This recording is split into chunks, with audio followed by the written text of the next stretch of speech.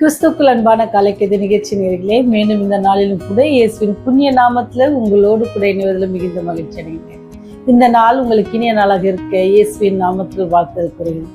இன்னைக்கு நமக்கு வருகிற வாக்குத்தத்தத்தின் செய்தி எங்க இருந்து பார்த்தீங்கன்னா, யாக்கோபு 1:27 திக்கற்ற பிள்ளைகளும் விதவைகளும் படுகிற உபத்திரவத்தால் அவர்களை விசாரிக்கிறதற்கும் உலகத்தால் கரைப்படாதபடிக்கு தன்னை காத்து கொள்ளுகிறதுமே பிதாவாகிய தேவனுக்கு முன்பாக மாசில்லாத சுத்தமான பக்தியாயிருக்கும் அப்படின்னு சொல்லி அழகா இங்க அப்போஸ்தலர் பவுல் நமக்கு அறிவுரை கூறுகிறார். திக்கற்ற பிள்ளைகளை நாம் எப்படி கவனித்துக் கொள்ள வேண்டும் அப்படின்ட்டு அவர் சொல்றார். நீங்க பாத்தீங்கன்னு சொன்னா, சில ஆண்டுகளுக்கு முன்பதாக ஒரு யூத மத போதகர் என்ன செஞ்சார் அப்படின்னு சொன்னா, வாரம் ஆலயத்திற்கு தவறாமல் போய் கொண்டிருக்கிறாரு. ஆனா சில வாரங்கள்ல என்ன நடந்துச்சுன்னா, ஆராதனை தொடங்கும் பொழுது அவர் காணாமல் போகிறதாக அறியப்பட்டார். ஏன் சொன்னா, எல்லாரும் பாக்குறாங்க, கரெக்டா ஒரு சபையை ஆரம்பிக்கும் பொழுது அவர் என்ன செய்யறதில்ல, அந்த இடத்துல இருக்கிறது இல்லை. இது எப்படி நடந்துச்சுன்னா, வாரம் நடந்துட்டு இருந்துச்சு.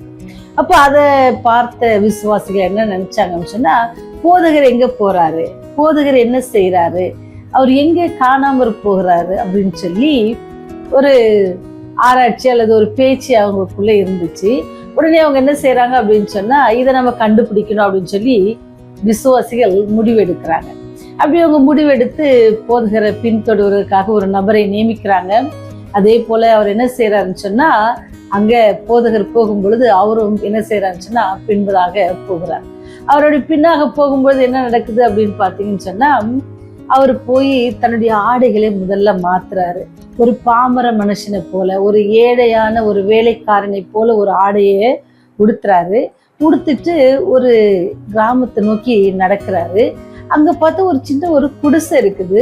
அந்த குடிசையில வந்து ஒரு வயதான பெண்மணி இருக்கிறாங்க. அங்க அவங்களுக்கு என்ன செய்யறாரு, போய் வீடெல்லாம் பெருக்கி தொடச்சி கொடுத்து அவங்களுக்கு தேவையான ஆகாரங்கள் எல்லாம் சேர்ந்து வச்சுட்டு வர்றத பாக்குறாங்க. ரொம்ப ஆச்சரியமா இருந்துச்சு. பார்க்க சென்ற நபருக்கு ரொம்ப ஆச்சரியமாக இருந்துச்சாம். ஏன்னு சொன்னா, அந்த போதகருடைய ஆடையோடு சென்றா ஒருவேளை அவங்க நம்மளை வேலை செய்ய விட மாட்டாங்களோ அப்படின்னு நினைச்சு அவர் என்ன செய்யறாரு, ஒரு ஊழியக்காரனை போகாதபடிக்கு என்ன செய்யறாரு அப்படின்னு சொன்னா, தன்னுடைய ஆடையை மாற்றி ஒரு வேலைக்காரனை போல சென்று அங்க எல்லாம் செஞ்சுட்டு வர்றாரு. அதை பார்த்துட்டு வந்த அந்த சகோதரர் வந்து தன்னுடைய சபை விசுவாசிகளோட பகிர்ந்து கொள்றாரு. அப்போ அவங்க கேட்டாங்க, நீங்க போனீங்கள பாத்தீங்களா பாஸ்டர் அப்படின்னு. ஆமா பார்த்தேன் அப்படின்னு. அவர் என்ன ஜெபம் பண்ணிட்டு இருந்தாரா தனியா அப்படின்னாங்க.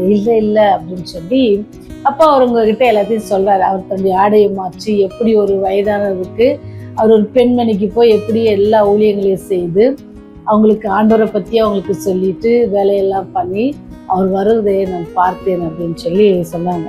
அப்படி சொல்லும் பொழுது என்ன நடந்துச்சுன்னு சொன்னா, சபையர் எல்லாம் என்ன சொல்றாங்க அப்படின்னு சொன்னா, அப்போ நீங்க பரலோகத்தை, அவங்க ரொம்ப ஒரு அழகான ஒரு வார்த்தைய சொல்றாங்க.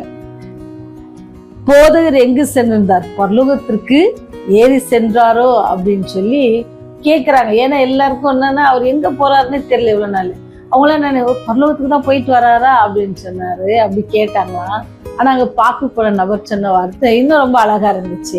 அவர் பரலோகத்துக்கு போகலைங்க, அவர் எங்க வந்தாரு, பரலோகத்தையே என்ன செஞ்சாரு, கீழே இறக்கிட்டு வந்தாரு அப்படின்ட்டு சொன்னாராம்.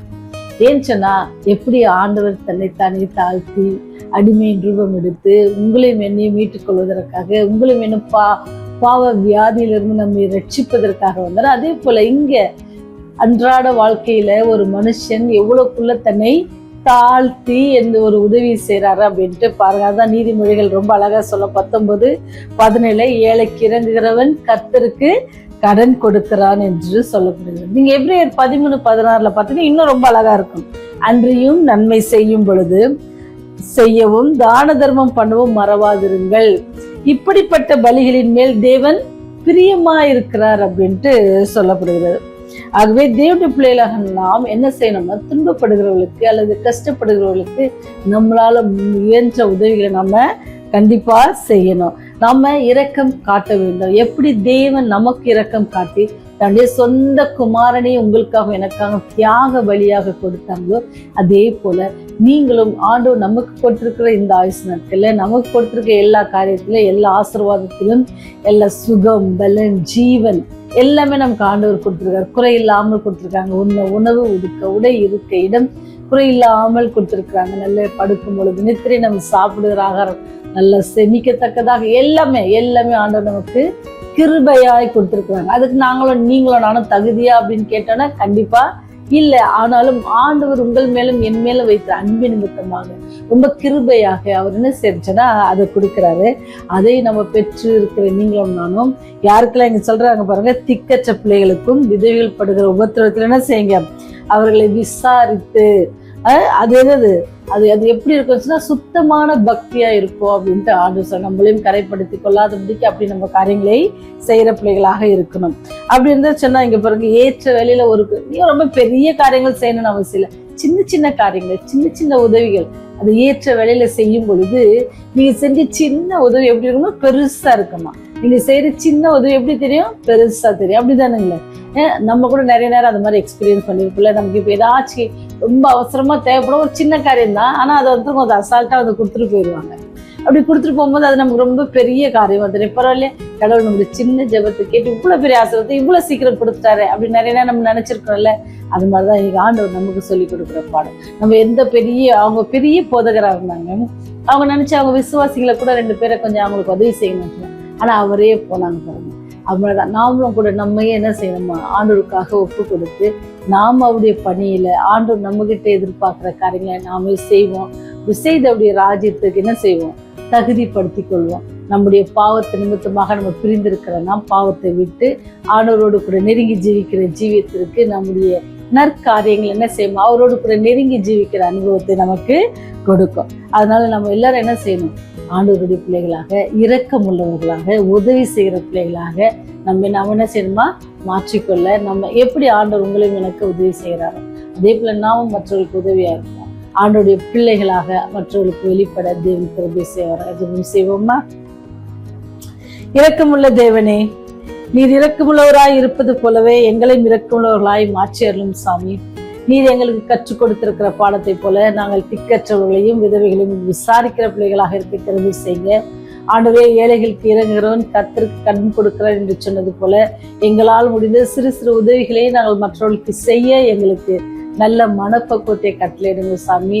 நேரம் ரொம்ப முக்கியமா இருக்குது சாமி. அந்த நேரத்தை பயன்படுத்தி கொள்ளவும், அதே சமயத்துல நேரம் இல்லை அப்படின்னு சொல்லி நாங்கள் விலகி போகாதபடிக்கு, உலகத்தையே நோக்கி ஓடி நேரம் இல்லை என்று சொல்லாதபடிக்கு ஆண்டவரே, உண்மையை நோக்கி கூப்பிடுகிற பிள்ளைகளாகவும் உமக்காக சிறு மணித்துளிகள் உமக்காக நாங்கள் சேவை செய்யத்தக்கதாக இந்த உலகத்துல நீர் கொடுத்திருக்கிற இந்த ஜீவனை நாங்கள் பயன்படுத்த எங்களுக்கு ஞானத்தையும் புத்தியும் தாங்க சாமி. இந்த நாளிலும் கூட இந்த செய்தியை கேட்கிற பிள்ளைகளை நீங்கள் ஆசீர்வதிங்க. ஒருவேளை தேவைகளுக்காக காத்திருக்கிற பிள்ளைகளிடத்துல ஆண்டவரே அந்த தேவைகளை பெற்றுக்கொள்ள நீங்க வழிவகுக்க வேணுமா என்று மன்றாடுவோம். ஒருவேளை எல்லாருக்கும் உதவி செய்யணும்னு சொல்லி வாஞ்சியா இருக்கிற பிள்ளைகளுக்கு யாருக்கு அந்த உதவி போய் சேர வேண்டுமோ அந்த உதவிகளை செய்ய அந்த பிள்ளைகளை வழி நடத்துங்க ராஜா. எல்லாச்சும் கருத்துல ஒப்பு கொடுக்கிறோம். நீங்க இரக்கம் பாராட்டுங்க சாமி. நீங்க இரக்கம் உள்ளவர் ஆண்டவரே. அந்த குணத்தை நாங்களும் பெற்றுக்கொள்ள நீர் எங்களுக்கு உதவி செய்யுங்க. உங்களுடைய பாவங்கள் குற்றங்கள் குறைகள் எல்லாவற்றையும் மன்னித்த ராஜா. உடைய ராஜ்யம் வரும்போது எங்களை நீர் தள்ளி விடுமா. இயேசுவின் வழியை ஜெபிக்கிறோம் ஜீவனுள்ள பரலோக தந்தையே. ஆமென்.